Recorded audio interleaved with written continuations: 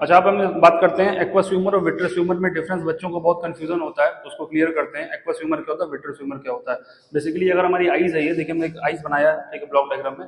ये जो पहला होता है कॉर्निया, के बाद होता है एक्वस ह्यूमर, और जो लेंस के बाद होता है वो होता है विट्रस ह्यूमर। तो अगर डिफरेंस की बात करें, ये होता है वाटर लाइक स्ट्रक्चर, आंखों में जो पानी होता है डेट इज एक्वस ह्यूमर, ठीक है। और आंखों के अंदर जो तुम्हें दिखता नहीं है, ये दिखता है तुम्हें जो पानी होता है आंखों में, ये तुमको नहीं दिखता, ये होता है विट्रस ह्यूमर, ठीक है।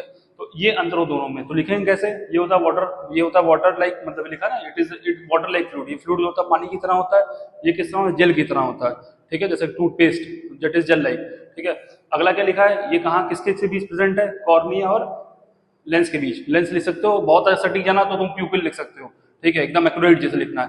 लेकिन अगर लेंस और कॉर्निया के बीच भी बोल दोगे तब भी ओके है। ये किससे प्रेजेंट होता है, लेंस और रेटिना के बीच।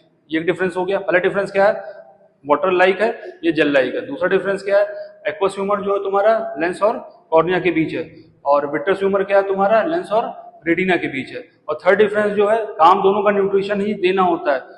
ये लिखा है, जो बुक में लिखा है, न्यूट्रिशन देता है, ये करता है आई की स्ट्रेंथ को बनाना, आई की स्ट्रेंथ को मेंटेन करता है। स्ट्रेंथ कब बनेगी, जब न्यूट्रिशन मिलेगा उसे।